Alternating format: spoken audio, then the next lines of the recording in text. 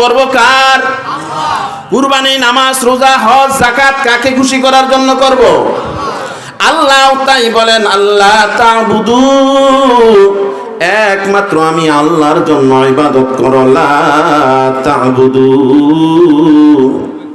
আমি আল্লাহকে রাজি করার নিয়ত নিয়ে ইবাদত করবা, আর কাউকে রাজি করার দরকার নাই। আমি আল্লাহ যদি খুশি হয়ে যায়, আমি আল্লাহই তোমার জন্য যথেষ্ট হয়ে যাব। সুবহানাল্লাহ বলেন।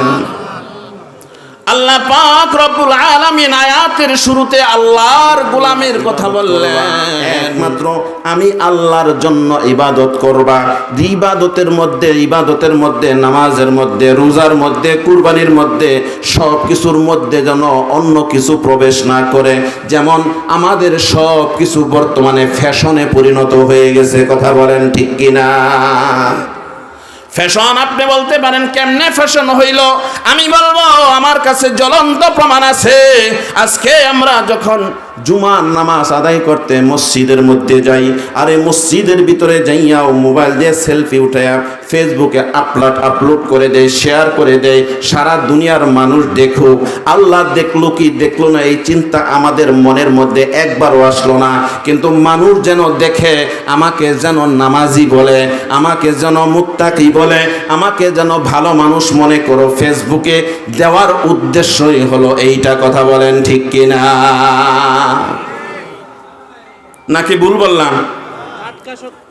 মুসলমান বন্ধুরে আমার, আল্লাহ আমাকে কোটি কোটি টাকা দিয়েছেন, বাজারের মধ্যে সব চাইতে বড় গরুটা কিনে ওখান থেকে সেলফি উঠাইতে আসতেছি। 4 দিন 5 দিন আগে একটা কুরবানির গরু কিনলাম। কেনার পরে কমসে কম 10 বার সেলফি উঠাইয়া ফেসবুকে আপলোড দিয়া সারছি, এরপরেও দেওয়া শেষ হয় নাই। এত বড় এত টাকা দিয়ে আমি কুরবানির গরু কিনলাম, কিন্তু একটা বারের জন্য বান্দা, যে আল্লাহ তোমাকে নাস্তি থেকে আস্তির মধ্যে আনলেন, সামান্য 1 ফোঁটা বিন্দু থেকে পানি থেকে তোমাকে এত মর্যাদার অধিকারী করলেন, একবারও তার নাম নিলা না, একবারও তুমি বললা না আল্লাহ তুমি দেখো, আল্লাহ তোমার পছন্দই আমার পছন্দ, তোমার খুশিতেই আমি খুশি, একবারের জন্য কিন্তু মনের মধ্যে আসলো না, কথা বলেন ঠিক কিনা? আমার আল্লাহ পাক রব্বুল আলামিন বলেন, এই জন্য আমি আল্লাহ বলে দিলাম, একমাত্র আমাকে রাজি করার জন্য, আমাকে খুশি করার জন্য ইবাদত তোমাকে করতে হবে। কে খুশি হইল, কে বেজার হইল, কে তোমার বন্ধু হইল, কে তোমার শত্রু হইল, এটা দেখার কোনো বিষয় নাই। সার দুনিয়া হো মুখালিফ কুসনিহি নুকসান হ্যায়, सर दुनिया हूँ मुखालिफ कुछ नहीं नुकसान है, डर नहीं कुछ गम नहीं कुछ जब मेरी रहमान है। কয় সারা দুনিয়াও যদি তোমার দুশ্মনে রূপান্তরিত হইয়া যায়, সারা দুনিয়া যদি তোমার মুখালেফ হয়ে যায়, সারা দুনিয়ার মানুষ তোমাকে ভালো দৃষ্টিতে দেখলো না, কিন্তু আমি আল্লাহর সুনজরে, নেক নজরে, আমি আল্লাহর রহমতের দৃষ্টির ভিতরে তুমি যদি থেকে যাও, তুমি যদি থাকতে পারো, তামাম দুনিয়া তোমার দুশ্মন হলেও তোমার কোনো চিন্তা নাই। লা খাউফ, কোনো ভয় নাই, ওয়ালা তাহজান, কোনো চিন্তা নাই, আমি আল্লাহ তোমার জন্য যথেষ্ট হয়ে যাব।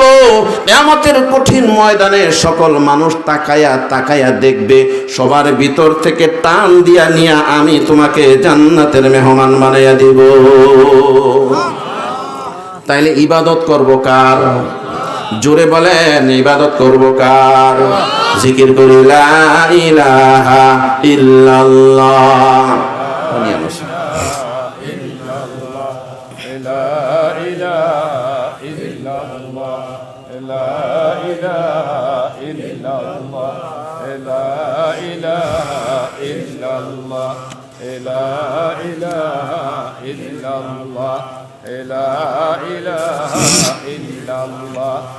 লা ইলাহা ইল্লাল্লাহ মুহাম্মাদুর রাসূলুল্লাহ।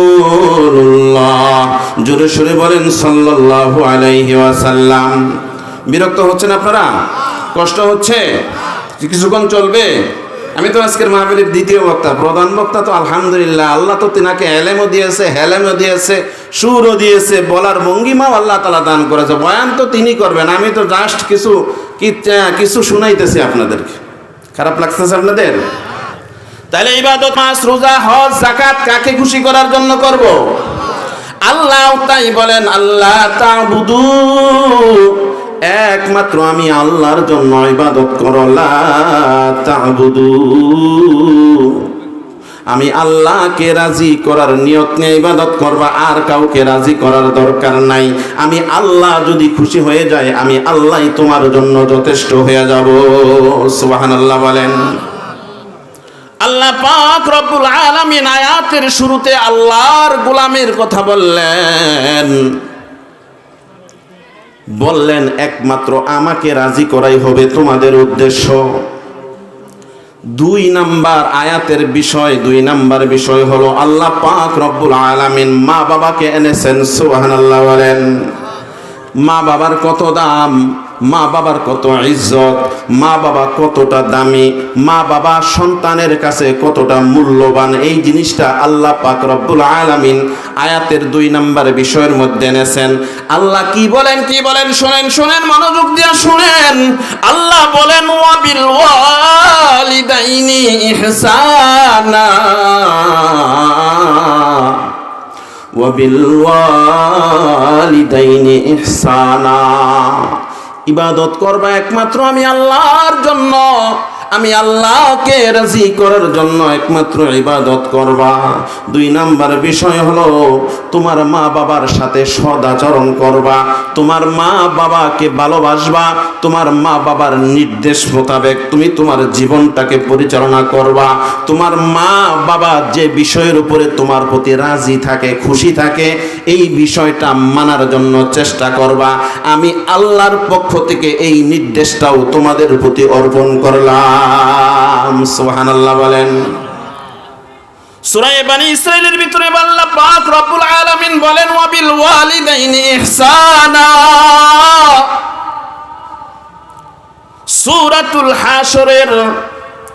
সূরাতুল হাশরের মধ্যে হুয়াল্লাযী লা ইলাহা ইল্লাহু, পরিণামরা হুয়াল্লাহুল্লাযী লা ইলাহা ইল্লাহু।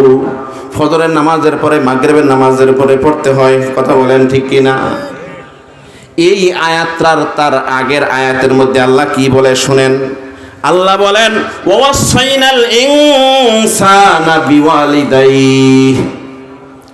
আল্লাহ ওই জায়গায় বললেন ওয়াবিল ওয়ালিদাইনি ইহসানা, আর এই জায়গার মধ্যে আল্লাহ বলেন ওয়াসাইনাল ইনসান, আমি আল্লাহ মানব সম্প্রদায়ের প্রতি এটা নির্দেশ দিলাম। সুবহানাল্লাহ বলেন সবাই।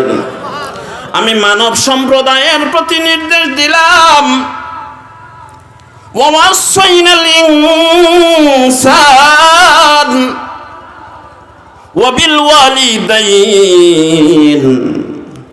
আল্লাহ বলেন আমার পক্ষ থেকে প্রত্যেকটা সন্তানের উপর একটা নির্দেশ, তারা যেন তার মা বাবার সাথে সুআচরণ, সদাচরণ বলা হয় ওই আচরণটাকে, যেই আচরণের দ্বারায়, যেই ব্যবহারের দ্বারায়, যেইভাবে চলাফেরা করার দ্বারায় তার মা বাবা তার সন্তানের প্রতি সন্তুষ্ট থাকে। আল্লাহু আকবার বলেন।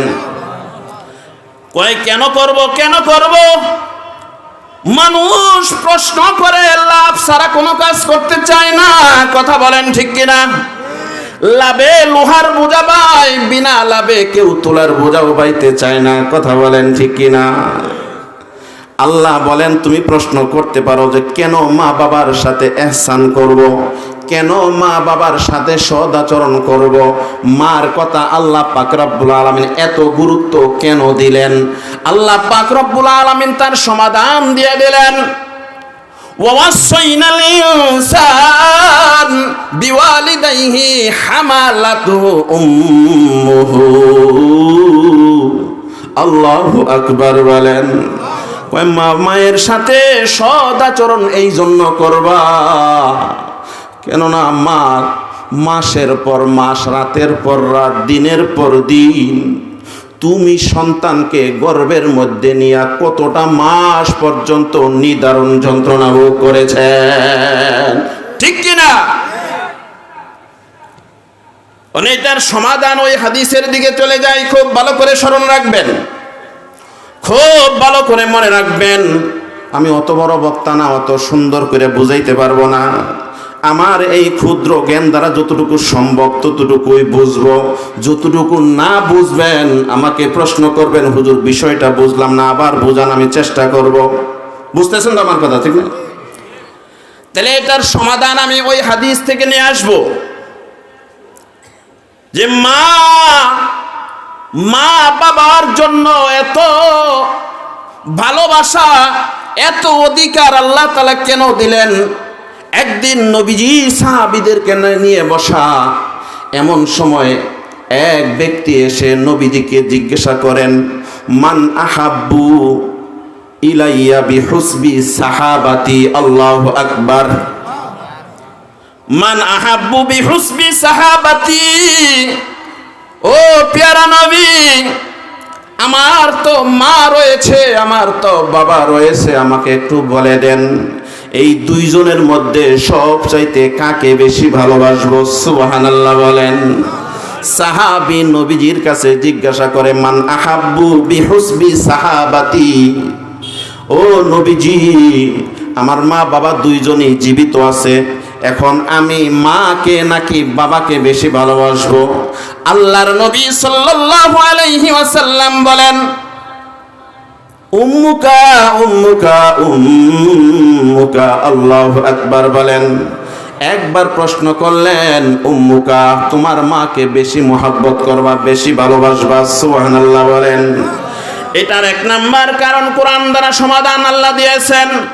হামালাতহু উম্মুহু ওয়াহনান আলা ওয়াহনিন, আল্লাহু আকবার বলেন।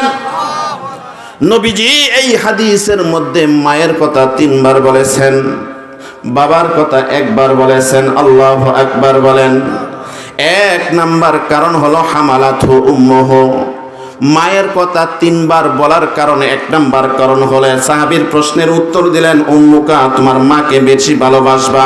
আর এই নাম্বারটার কারণ হলো, একজন মা তার সন্তানটাকে 10 মাস কিংবা কিছু কম বেশ পর্যন্ত 24টা ঘন্টা সন্তানকে পেটে নিয়ে নাড়াচাড়া করে, পেটে নিয়ে নিদারুণ যন্ত্রণা ভোগ করে, আরামে শুইতে পারে না, আরামে খাইতে পারে না, ঘুমাইতে পারে না, শান্তি পায় না, শুয়াও শান্তি পায় না, বৈশাও শান্তি পায় না। কথা বলেন ঠিক কিনা? কোনো অবস্থাতেই শান্তি পায় না। এই যে মা যে 10 মাস 10 দিন গর্ভে ধারণ করেছেন, এই 10টা মাস পর্যন্ত 24 ঘন্টা এই যে পরিশ্রম করেছেন, এই যে মায়া করেছেন, এই যে মোহাব্বত করেছেন, গর্ভে ধারণ করেছেন। আর 3 বার বলার কারণ হলো, 1 নাম্বার কারণ হলো, একজন মায়ের দ্বারাই সম্ভব তার সন্তানটাকে গর্ভে ধারণ করা, বাবার দ্বারাই কোনোদিন সম্ভব হবে না। সন্তান গর্ভে ধারণ করে কে? আরে বাবা, আমি কাদের সামনে বয়ান করতেছি, একটু বলবেন না আপনারা? সন্তান গর্ভে নেয় কে? পেটে রাখে কে? এই জন্য আল্লাহর নবী বলেছেন, উম্মুকা, তোমার মা। একটা মা তার সন্তানকে গর্ভে ধারণ করে, এটা মায়ের দ্বারাই সম্ভব, পৃথিবীর কোনো বাপের দ্বারাই সম্ভব হবে না। আওয়াজ দিয়া বলেন ঠিক কিনা? দ্বিতীয়বার সাহাবী প্রশ্ন করে, ইয়া রাসূলুল্লাহ সাল্লাল্লাহু আলাইহি ওয়াসাল্লাম, আইয়ুকা, এরপর কাকে বেশি মহব্বত করব? নবীজি বলেন, সুম্মা উম্মুকা। আল্লাহু আকবার বলেন সবাই।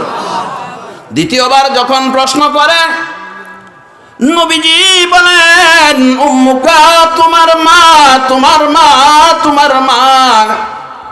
কয় কেন মাকে দ্বিতীয়বারের কথা কেন বললেন? মাকেই মহব্বত করবো, এখানে তো বাবার কথা বলতে পারতেন। কথা বলেন ঠিক কিনা? এর কারণ হলো আল্লাহ পাক রব্বুল আলামিন কোরআনের মধ্যে বলে দিয়েছেন। এই দ্বিতীয় নাম্বারে বলার কারণ হলো, এই যে কই যান গো, আমারে নিয়ে যান, জানি আমারে জানি রাইখা যান না, আমারে নিয়ে যাইতে হবো। আমি সেই গত মাসের 20 তারিখ থেকে শুরু করছি, গত মাসের 20 তারিখ থেকে শুরু করছে, এখন মোটামুটি একটু থাইমে আসছে, এখন আর বেশি একটা হয় না। তারপরে আদর করে দাওয়াত দিচ্ছেন, মহাব্বত করে দাওয়াত দিচ্ছেন। জনাব শফিকুল ইসলাম ভাই মুফতি সাহেব আমাকে দাওয়াত করছে, আমি ওনার দাওয়াত রাখতে পারি নাই। দাওয়াত আমি ফেলতে পারি নাই, রাখছি, আপনাদের সামনে আসবো, নিজেকে সৌভাগ্য মনে করতেছে। এখন যদি দাওয়াত দেয় না, যদি আমার এখানে বসাই থিয়া যদি মাইকম্যান রে থিয়া আপনারা জানগা, তাহলে কি হবে? জিকির করেন লা ইলাহা ইল্লাল্লাহ। 2 নাম্বার, কেন নবীজি মায়ের কথা বললেন? দ্বিতীয়বারেও কেন মায়ের কথা বললেন? আমার আল্লাহ পাক রব্বুল আলামিন বলেন, এই জন্যই মায়ের কথা আবারও বলা হয়েছে। সেটা হলো, একজন মা দীর্ঘদিন পর্যন্ত সন্তানটাকে পেটের মধ্যে ধারণ করে, সন্তানটা যখন দুনিয়াতে আসবে, যখন প্রসব বেদনা আরম্ভ হয়, যখন সন্তানটা দুনিয়াতে আসবে, তখন যে মায়ের একটা ব্যথা, এই ব্যথাটার কোনো তুলনা দেওয়া যাবে না, এই ব্যথাটার কোনো উপমা দেওয়া যাবে না।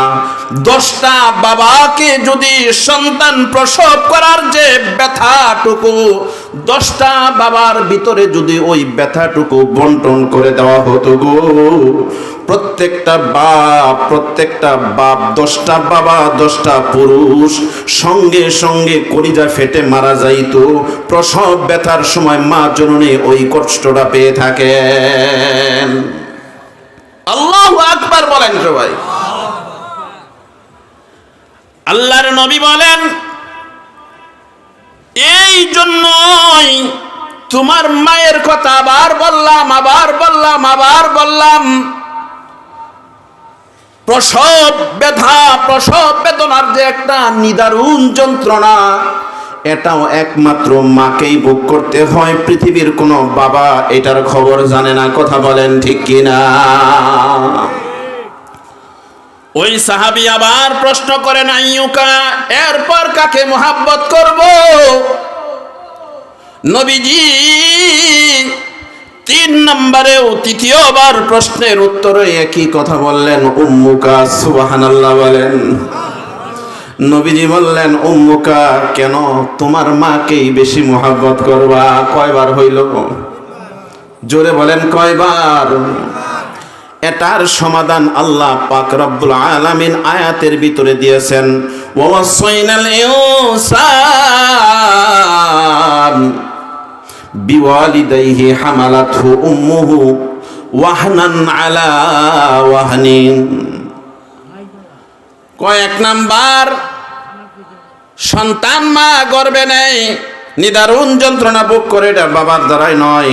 2 নাম্বার হলো মা সন্তান প্রসব ব্যথা, এটা যন্ত্রণাটা ভোগ করে।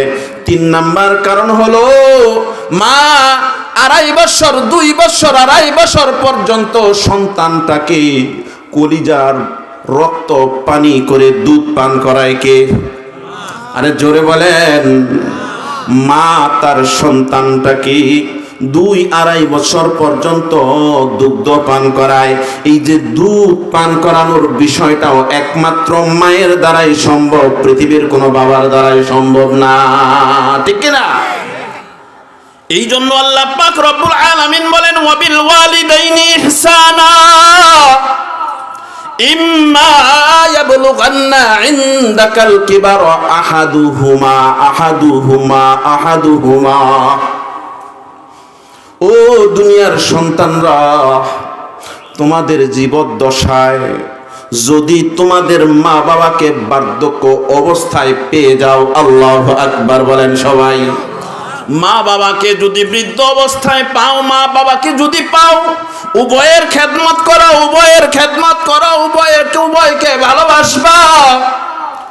একজনকেও যদি বার্ধক্য অবস্থায়, বুড়ি অবস্থায় যদি তাদেরকে পেয়ে যাও, আরে তাদের সেবায় নিজেকে নিয়োজিত করে ফেলো, তাদের সবাই লেগে যাও, তাদের সেবা করো, তারা যেন কষ্ট না পায়।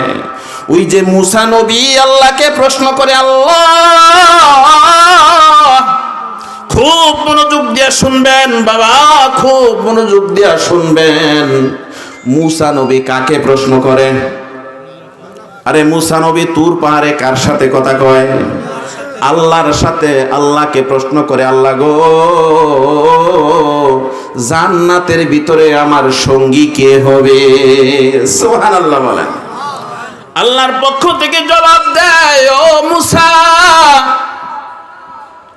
মুসা যখন এই প্রশ্ন করে, মুসা নবী মনে মনে বলে, নিশ্চয়ই বড় কোন নবীর কথা বলবেন, বড় কোন নবীর কথা বলবেন।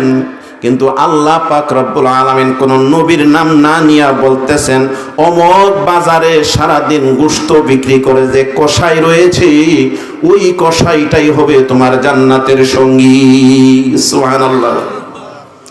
মুসা নবী বলেন, আল্লাহ আপনি একটা কসাইর নাম নিলেন, আমাকে আপনি এত বড় মর্যাদার অধিকারী করেছেন, এত বড় মর্যাদা দিয়েছেন, অথচ একটা কসাই হবে আমার জান্নাতের সঙ্গী, আমার জান্নাতের সঙ্গী, এটা কেমনে হবে? আল্লাহ বলেন, কেমনে হবে? তুমি নিজ চোখে যাইয়া দেখা আসো। সুবহানাল্লাহ বলেন সবাই। মুসা নবী রাত শেষ হয়ে গেছে, সকাল বেলায় দীর্ঘ পথ রানিং করে চলে যায়, ওই বাজারে চলে যায়। সারা দিন তার গোশত বিক্রির দৃশ্যটা দেখে, তার মধ্যে কি হয়। মুসা নবী দূর থেকে ছদ্মবেশে তাকে ফলো করতে থাকেন। দেখেন লোকটা মাংস বিক্রি করে, বিক্রির মধ্যে এক চুল পরিমাণ ওজনে কম দেয় না। সুবহানাল্লাহ বলেন।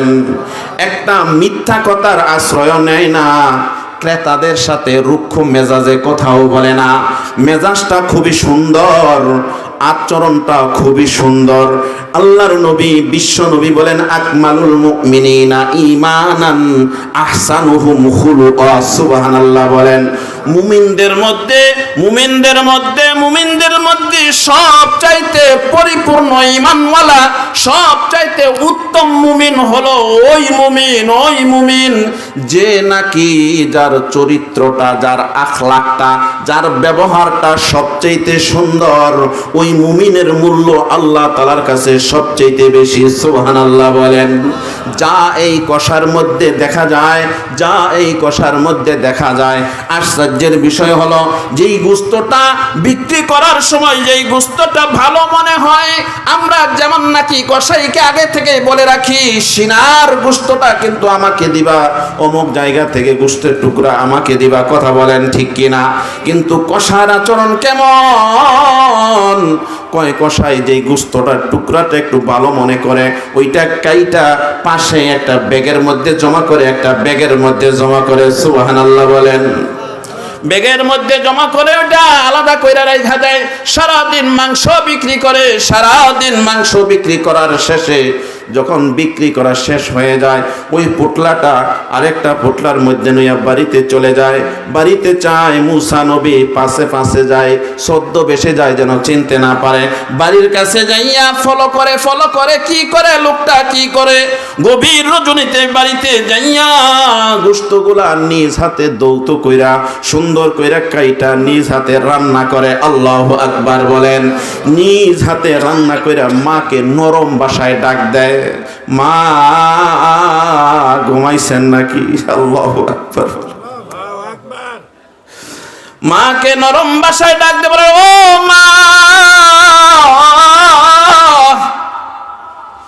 আপনার সন্তান আসছে, আপনার সন্তান ক্ষুধার্ত, কিন্তু আপনি তো কোনোদিন দেখেন নাই, আপনাকে না খাইয়া না খাওয়াইয়া আপনার সন্তান কোনোদিন খাইছে? আল্লাহু আকবার। বলেন তো দেখি, এই সন্তানটা ভালো না খারাপ? শুধু ভালো না, সবচাইতে ভালো। মুসলমান বন্ধুরে আমার, ওই সন্তানটা মাকে ডাক দিয়া ঘরের ভিতরে ঢুইকা, আরে গোশতগুলা সুন্দর করে, মা জননী বৃদ্ধ মানুষ, নরম গোশতগুলা হাত দিয়া টিপা নরম বানাইয়া নিজ হাতে মায়ের মুখের মধ্যে খানা উঠায় দেয়। জোরে সুরে বলেন মারহাবা। মুসা নবী তার দেখতে আর তার বুঝার আর বাকি রইল না।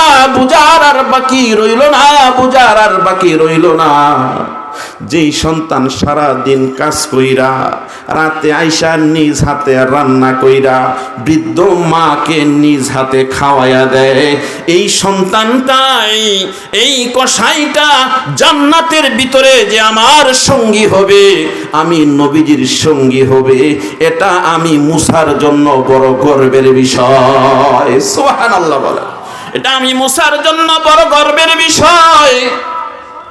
এই জন্য আল্লাহ পাক রব্বুল আলামিন বলেন, ওয়ালা তানহারহুমা ওয়ালা তানহারহুমা, তারা যখন নিরুপায় হইয়া যায়, তারা যখন ক্ষমতাচ্যুত হইয়া যায়, তারা যখন বার্ধক্যে উপনীত হয়ে যায়, এমন অবস্থায় যদি তুমি একজন কেউ পাও তাহলে তাদের সেবায় লেগে যাও, তাদের খেদমত করা আরম্ভ করে দাও। খবরদার খবরদার, এমন কোনো আচরণ কইরো না, এমন কোনো আচরণ কইরো না তারা যেন কষ্ট পায়, তারা কষ্ট পায় এমন কোনো কাজ তুমি করবা না। আল্লাহু আকবার বলেন। কষ্ট হচ্ছে আপনাদের? যাইতেছেন না আপনি? হ্যাঁ, একটু আগে বসেন তো, একটু আগে বসেন। লা ইলাহা ইল্লাল্লাহ, একটু আগান, একটু আগান। লা ইলাহা ইল্লাল্লাহ মুহাম্মাদুর রাসূলুল্লাহ সাল্লাল্লাহু আলাইহি ওয়াসাল্লাম। আমি শেষের দিকে নিয়ে আসছি। তাহলে আল্লাহ পাক রব্বুল আলামিন বলেন, وَقُلْ لَهُمَا قَوْلًا كَرِيمًا قَوْلًا كَرِيمًا। কয় এত ভালোবাসবো কেন, এত ভালোবাসবো কেন? কয় তোমরা বিরক্ত হইয়া, মা বাবার প্রতি বিরক্ত হইয়া শব্দটা কখনো বইল না, শব্দটা বইল না। কয় কেন বলবো না? কয় মানুষ যখন বুড়া হয়ে যায়, মানুষ যখন বৃদ্ধ হয়ে যায়, তাদের মনের অজান্তে বাচ্চাদের বাচ্চা সুলভ আচরণ তাদের মধ্যে চলে আসে। কথা বলেন ঠিক কিনা? মানুষ যখন বার্ধক্যে উপনীত হয়ে যায়, তখন ইয়ংকালে, বয়সকালে তাদের মধ্যে যে একটা ব্রেনের মধ্যে যে একটা ধারণ ক্ষমতা থাকে, স্ট্যাটাস বজায় রাখার যে একটা চিন্তা চেতনা থাকে, মানুষ যখন বৃদ্ধ হয়ে যায় এটা তার মাঝে আর বিদ্যমান থাকে না। মানুষগুলা কি হয়ে যায়, বাচ্চাদের সাথে সঙ্গ দেয়। দেখবেন যে দাদা দাদিরা অনেক সময় ছোট ছোট নাতি নাতকুদের সাথে খেলা করতেছে, বাচ্চারা যা খেলে দাদা দাদিও তাই খেলে। কথা বলেন ঠিক কিনা? কয় এটা কেন খেলে? কয় ওর বয়সটা যখন বেড়ে গেছে, ওর পূর্বের সব চলে গেছে, ওর মধ্যে বাচ্চা সুলভ আচরণ আল্লাহ তাআলা ফিরিয়ে দিয়েছে। এই জন্য এখন বাচ্চাদের সাথে খেলা করে। অনেক সময় সন্তানের কাছে বিভিন্ন রকমের বায়নাও করে, ঠিক কিনা? বায়না করে। আমার দাদি 100 বছরের উপরে বয়স হয়ে গেছে, এখন গত কয়েকদিন আগে বলতেছে, দাদা কই যাও? মাহফিলে যাইতেছি। কয় ভালো পাউরুটি পাইলে আমার জন্য নিয়ে আইসো তো। আবার আরেকদিন বলতেছে, দাদা আমারে কুটকুটি কিনে দিবা, অথচ দাদির দাঁত নাই। দাদির দাঁত নাই, কয় কুটকুটি খাইতে মন চাইছে, টানা খাইতে মনে চায়। টানা শক্ত, এটাকে বুড়া মানুষে খাইতে পারে, দাঁত ছাড়া মানুষে খাইতে পারে এটা। কয় কেন চায়? কয় ওর ভিতরে বাচ্চা সুলভ আচরণ চলে আসছে, এই জন্য বাচ্চাদের মতো বায়না ধরবে। ও দুনিয়ার সন্তানেরা, তোমার মা বাবা যখন বৃদ্ধে উপনীত হয়ে যাবে, বার্ধক্যে উপনীত হয়ে যাবে, তারা তোমার কাছে বিভিন্ন বায়না করবে, বিভিন্ন রকমের কথাবার্তা বলবে। তোমরা বিরক্ত হইয়া এই শব্দটা কখনো বলিও না। তুমি শব্দ বিরক্ত হইয়া বলবা, আমার আরশে আজিম কেঁপে উঠবে, আমি আল্লাহর সইতে পারবো না। তুমি তোমার মা বাবার ওই আচরণে তুমি খুশি হইয়া মা বাবাকে সুন্দর করে বলো। তোমার মা বাবা যদি তোমার প্রতি রাজি হয়ে যায়, তোমার ব্যবহারে যদি খুশি হয়ে যায়, আমি আরশের মালিক তুমি সন্তানের উপরে খুশি হয়ে যায়। চিল্লায় বলেন সুবহানাল্লাহ। তাহলে এই সন্তান, ও দুনিয়ার সন্তান, ও দুনিয়ার মানুষ, যারা আমার বয়ান শুনতেছেন, পায়ে হাত রেখে বলে যায়, যাদের মা আছে, যাদের বাবা আছে, এটাকে বড় নিয়ামত মনে করবেন, বড় নিয়ামত মনে করবেন। আমি প্রতিদিন যখন মাহফিলে যাই, কোথাও যাই, আমি আমার মাথাটা মায়ের সামনে নত কইরা দেই, মা একটু হাত বুলাইয়া দেন। আমি আমার বাবাকে যেখানেই পাই, বাবা অমুক জায়গায় যাইতেছি, মাথাটা নিচু করে দেই, বাবা একটু হাত বুলাইয়া দেন। বাবা মা যখন হাত বুলাইয়া দেয়, মা যখন মাথার মধ্যে হাত বুলাইয়া দেয়, সঙ্গে সঙ্গে শরীরটা যেন চাঙ্গা হয়ে যায়, সঙ্গে সঙ্গে মনের ভিতরে কে যেন সাহস দিলে দেয়, কে যেন মনের ভিতরে সাহস ঢেলে দেয়। আরে সাহস হবে না কেন, সাহস হবে না কেন? মা বাবার স্নেহের হাত যখন সন্তানের মাথায় পড়ে গো, আমার আল্লাহর রহমতের ছায়া সঙ্গে সঙ্গে ওই সন্তানের মাথার উপরে চলে আসে। এজন্য আপনারাও চেষ্টা করবেন, করবেননি? সবাই করবেননি? কে কে করবেন? আল্লাহকে হাত তুলে দেখায় দেন।